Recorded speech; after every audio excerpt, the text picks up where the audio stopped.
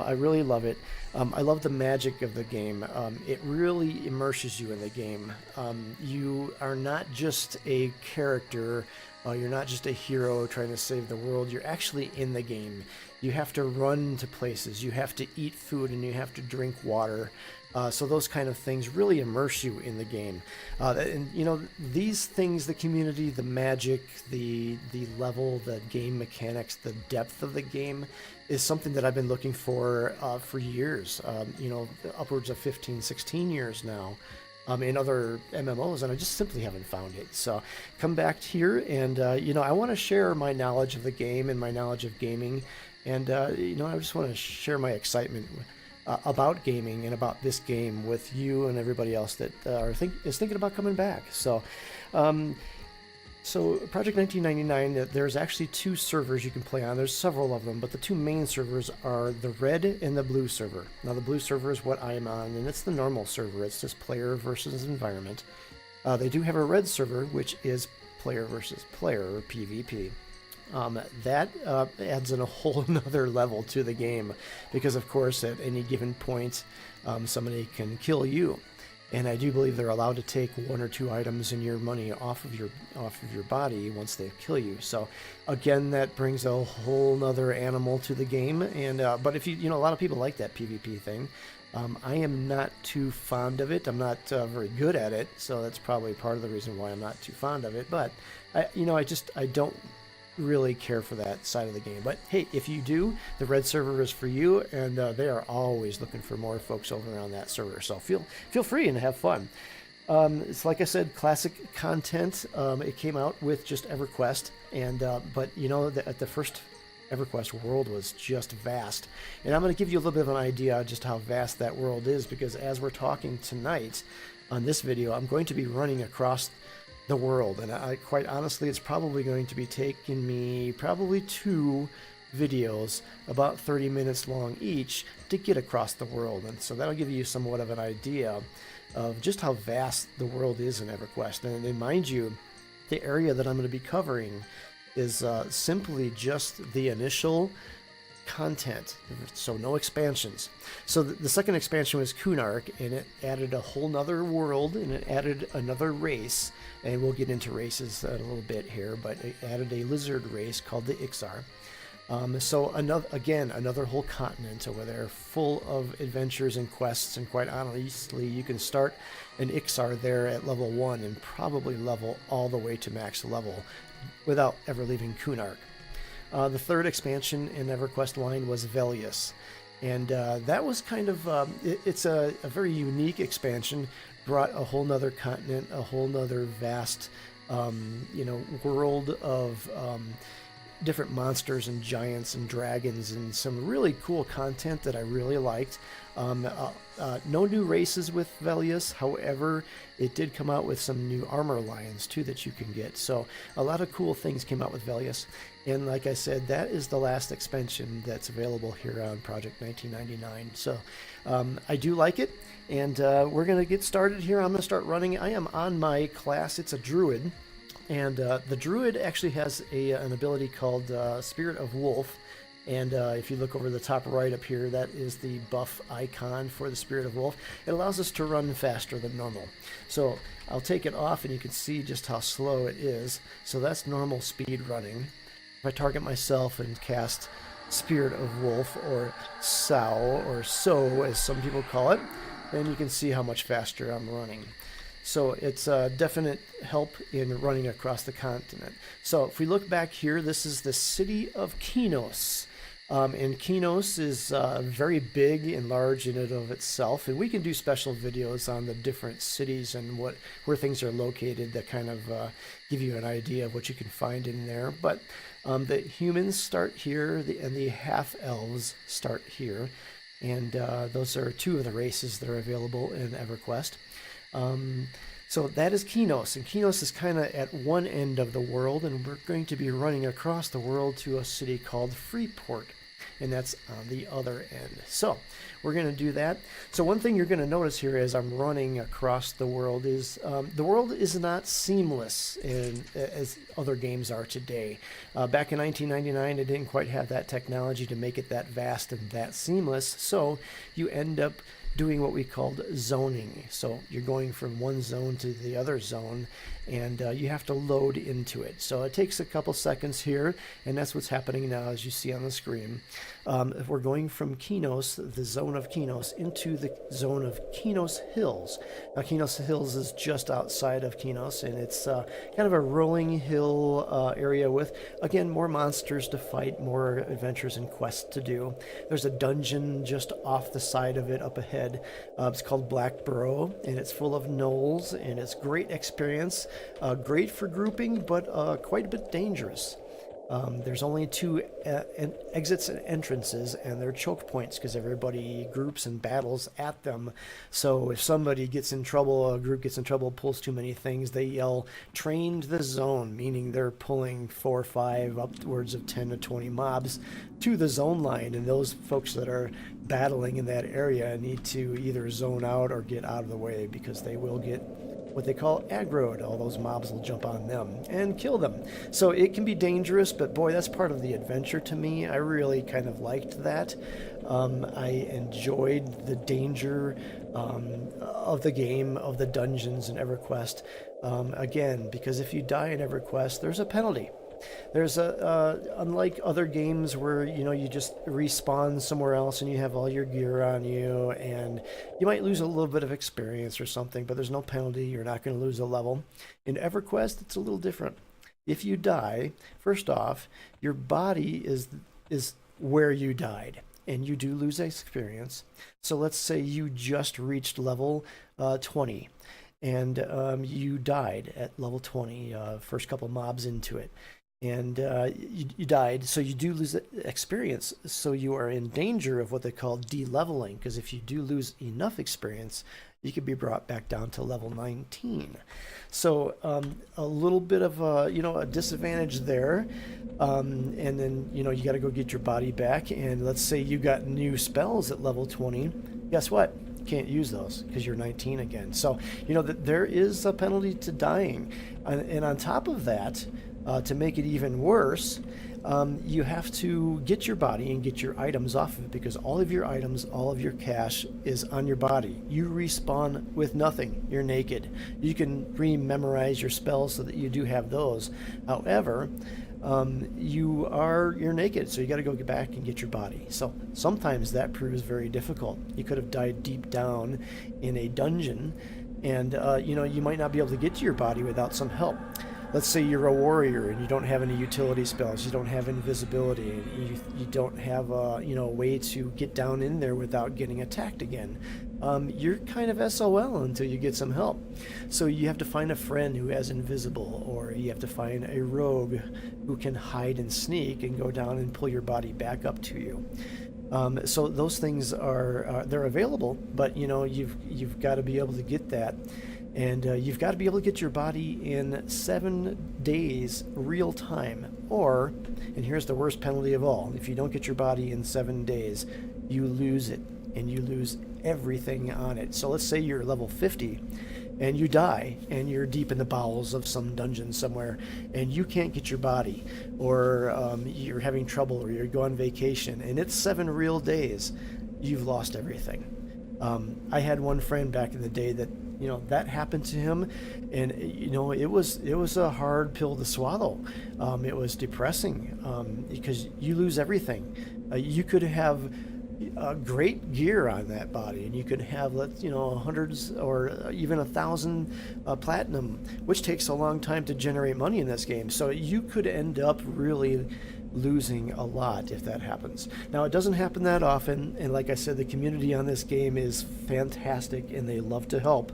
So the odds of that happening are slim, but the danger is there. So that's one of the things about EverQuest that just that adds that immersive adventure and danger. It's scary. So we just zoned into a place called West Carana. West Carana is massive.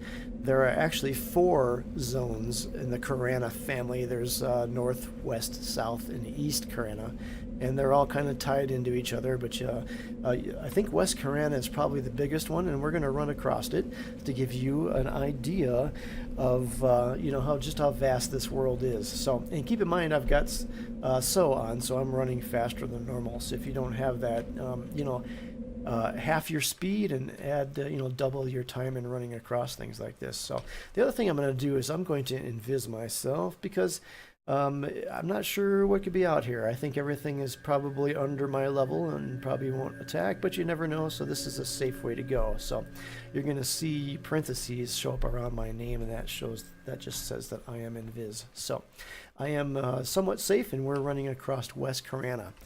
So let's talk a little bit about the game itself. You have many different options in the game, many different class race combos, and they all start in their own little areas, which is kind of neat. So let's talk about the races first. Some of the races are, of course, you can play a human, and humans are good. They're kind of I would say the jack of all trades. They're kind of good at everything.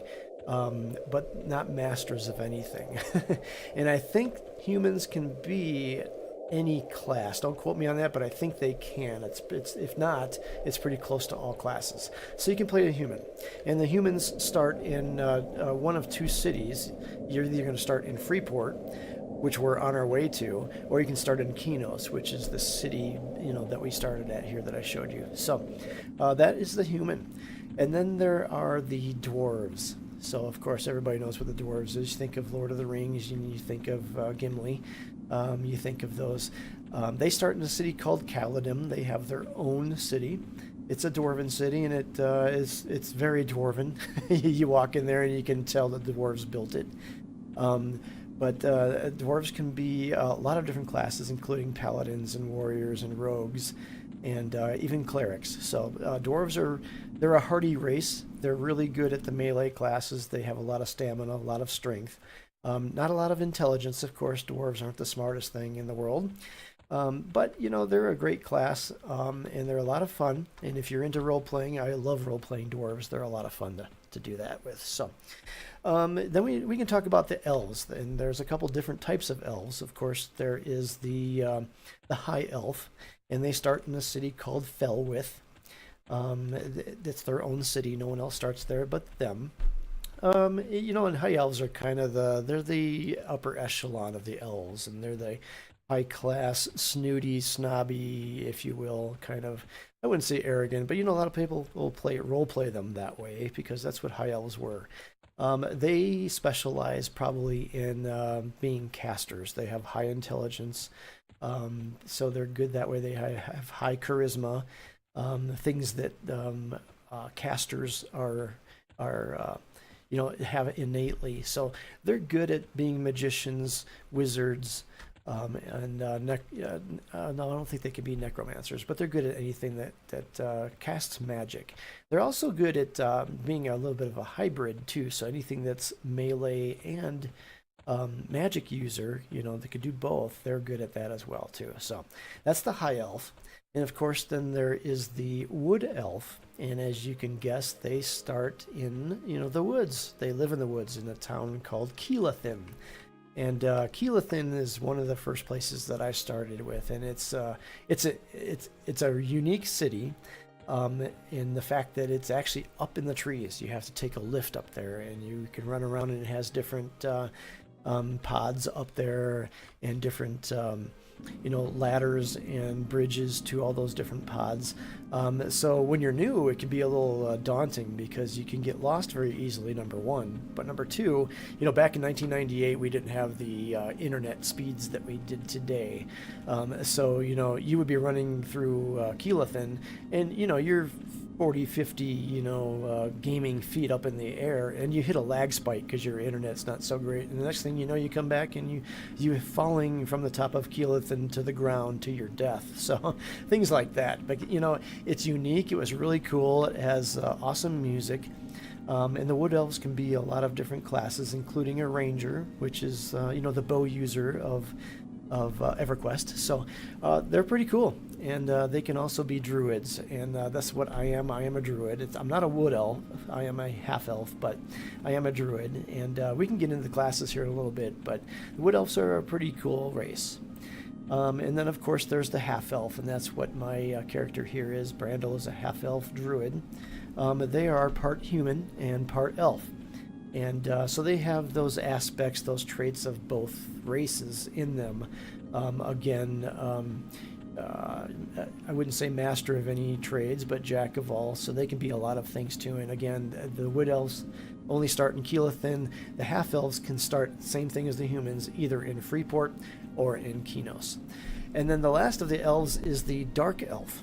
The drow, if you will, if you've read Tolkien and those kinds of things, follow the fantasy genre. The dark elf, they start in their own city called Neriak, and they have a very eerie, almost I would say downright scary and evil area that they start in, both the city and the little what they call the Newbie area around it, Nectalos Forest. And I have to admit, that was the very first character I made, was a dark elf. It was a dark elf magician. And, Neriak was, it's scary and it's eerie, and it has this weird, kind of scary music playing in the background, and it's quite haunting. But there is, I fell in love with it because that is EverQuest to me. That was my first character. So, there's that nostalgia of your very first character and your very first epic game like this. You're going to have some feelings. But, the Dark Elves are really cool. They can be many things. They can be warriors. They can be rogues. They can be clerics. They can also be any of the casters, enchanter, mage, wizard, or necromancer. But the Dark Elves, they are, by default, evil. They are an evil race. So you have to take that in mind, because one of the things we haven't talked about in EverQuest here is they have something called faction. So your race, it's going to dictate, where you can go, who's going to like you and who's going to really not like you, who may or may not sell to you, and who may just simply kill you on sight. And that's included, I'm talking about the NPCs, the merchants, the city guards, things like that. So if you're playing a dark elf and you want to run smack dab through the middle of Freeport, somebody's probably going to kill you, either a guard or one of the merchants, one of the NPCs that live there that are a good race are going to kill you on sight, and that's called KOS. So you have to take that into consideration when you're playing an evil race. And now that we've mentioned the evil races, there are actually four evil races, the Dark Elves being one of them. The other one is the Ixar that I mentioned, and that's that lizard race that starts over in Kunark area. They are very evil, and they are probably one of the evilest, because the only place that they are not killed on sight is their very own home city, Kabilis. So if they go anywhere else, it's very, very difficult for them. So it's difficult for them to travel. It's difficult for them to sell their wares to merchants. It's difficult for them to get food. Like I said, in this game, you have to have food and water. And as you can see on the bottom of my left bottom of my screen here, it says I'm low on drink. Now, you're not going to starve to death, and you're not going to die of thirst. But what does happen, let's say, I was in a fight and I'm poisoned and it brought me down to 50% health. If I am out of food or out of drink, it's going to affect how fast I can regenerate my health or my mana. The mana is the blue bar down here, and that's used for casting spells. So, you have to have food, you have to have water, and you have to eat in the game. Otherwise, it's going to affect your regen rates. So, back to the Ixar, they have a hard time getting food and water. So a lot of times they're asking other folks to get that for them. The other two races that are evil are the ogres and the trolls. They start in their own little cities down there, down in the south of the world. The ogres, they are a very large race. The trolls are very large as well too, so they're good warriors, they're good tanks, what we call tanks, Both of them can play a very, very dark warrior called a Shadow Knight, which is part melee and part, I would almost say like evil paladin, if you would. They have some really cool spells. They can summon a skeletal pet later on, some like a necromancer would. So, but they are melee and they're a very good tank. So Shadow Knights are, I mean, they're evil just by nature of their class. So if you pick something like an ogre, which is an evil race, and a Shadow Knight, which is an evil class, you're doubling up on that evilness. So you're going to be killed on sight in many places. It's just like the Ixar. So those of the four major evil races: Dark Elf, Ixar, Ogre, and Troll. So you know, going back to faction, there are ways that you can improve your faction. You can kill certain mobs to improve faction with, let's say, the Kinos Guards, or the Freeport Guards, or the Merchants of Nariak. So there are ways to up that faction and, you know, make it better so that you can get in there and sell your wares and go to the banker, things like that. So it's not all for loss if you choose the evil race. It just makes it that much more difficult. Again, the difficulty in this game is it's unmatched in any other game. So there is a very small race. It's called a gnome. I'm sure everybody's heard of the gnomes. They are tiny. They start in their own little city called Aknon. They are masters of engineering and things, all things tinkering and things like that. They are very adept at being casters. They can be all the casters. But they're also able to be paladins and warriors, which I think is kind of neat. It's something pretty special when you see a gnome warrior who comes up to your, you know, maybe your thigh, come in and start tanking all these massive mobs. It's quite the sight to see. But they're pretty cool, and they're a fun class to play and to roleplay as well. So as you can see, we just zoned in. It took that long to get across West Karana. So now we are in what's called North Karana. And it doesn't make a whole lot of sense because North Karana is directly due east of West Karana. But, you know, that's the way they did it, so that's what it is. So we're going to run across North Karana, but I'm going to show you a couple of, you know, site things to see here. One of them being the Wizard Spires, which you can see coming up on my left-hand side. I'll tell you what those things are in a minute. But you can also see that bridge right there, and that is the bridge from North Karana over to South Karana. We're not going to be going through South Karana because that actually goes south into zones that we don't need to go into to run across the world to Freeport. But that is the way to South Karana, and it's you know, it's a whole nother world down there too. So again, just giving you an idea of how vast the world is without going into too much detail, just to get you associated with the drink. Excuse me, with the game. I'm looking down at my left screen now. There says I'm out of drink. So this is a Wizard Spire here, and so there are two classes in the game that can actually teleport. One of them being a wizard, and the other is being a druid. Druids, they don't teleport to these spires. These are only the wizards. So anytime you see one of these, it means that the wizards can teleport here, and they can teleport other people here too, so they can teleport a whole group all at one time. So that's kind of you know, it's advantageous for getting around the world faster. It's also advantageous because if you are one of those classes, you can actually make some money. People will pay you to teleport them because it saves a whole lot of time, which you're going to see as we continue to run here, just to see how long it takes to get across the world to teleport. It could cut an hour, 2 hours off of your journey, depending on where you're going. But, you know, it costs money, and they don't go everywhere. They're not in every zone, so they can teleport you to a spot, and you still have to run 2 or 3 zones over. So, but it's interesting that it's there. So, one more, I think, race that we need to talk about, and that is, well, actually, there's 2 more races. There's the barbarians, and they are actually kind of the, I would say, the Nordic clan, kind of the Vikings, if you will.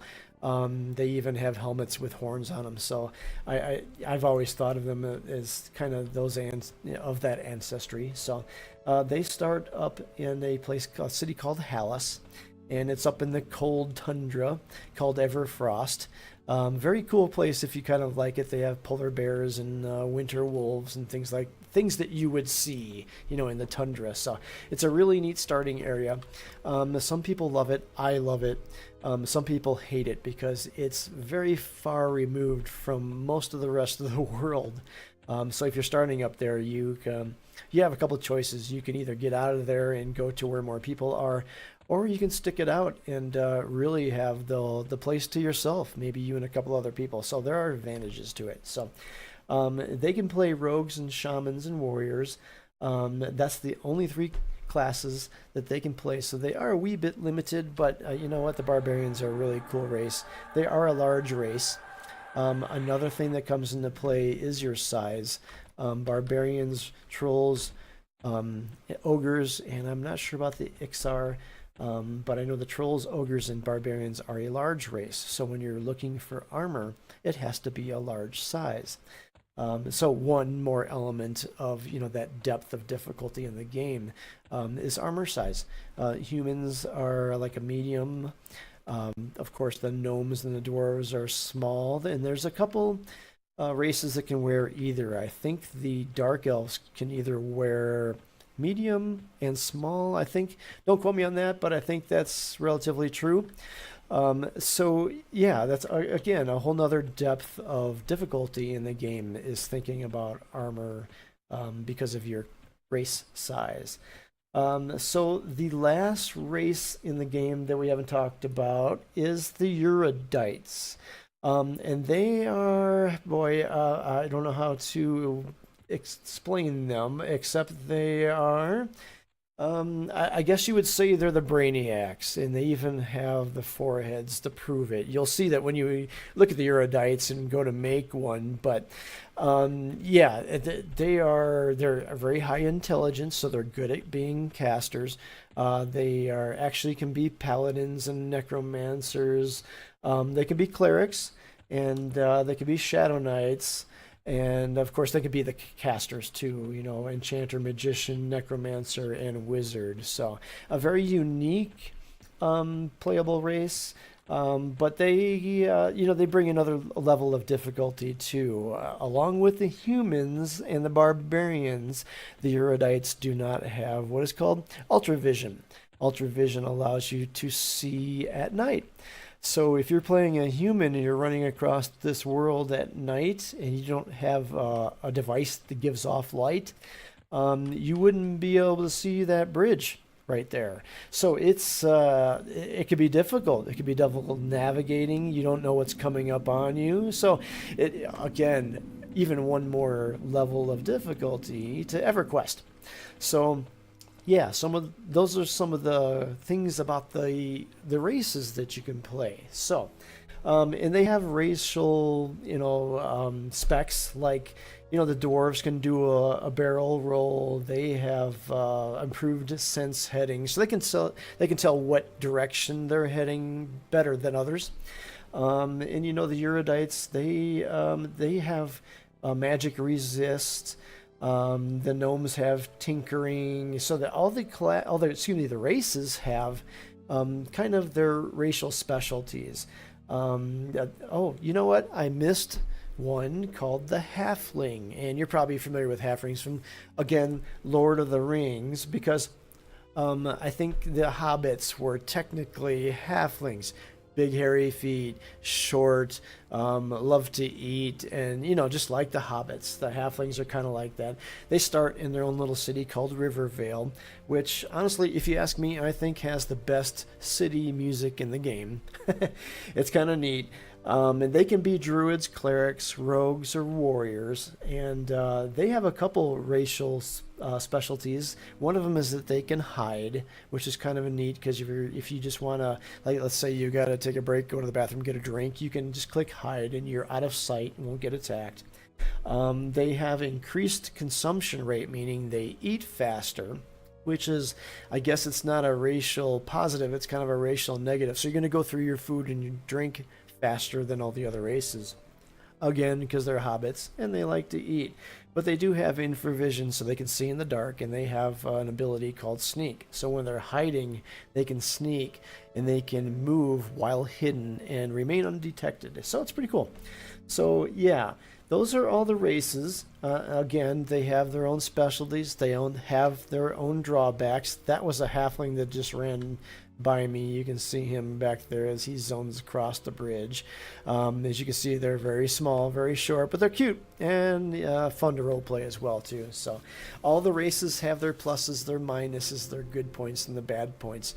Some of them can be all classes, some of them can be some classes, but when it boils down to it, you know, play what you want to play. Play what you think you're going to enjoy. Play the race that you're going to enjoy. If you like being a Viking from the tundra, play a barbarian, or even play a dwarf who, you know, is into mining and adventuring in search of gems and gold, or you know, or play the wood elf who specializes in making their own bows and arrows and shooting them, and can run fast and track animals and things like that. So there are many different aspects, many things that you can play, many things to take into consideration as you pick a character to start your adventure in EverQuest.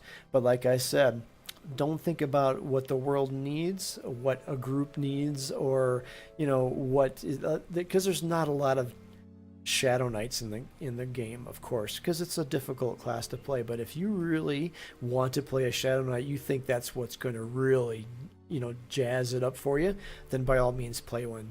You don't have to worry about what the world needs, what your guild needs, or even what your group needs. Play what you enjoy.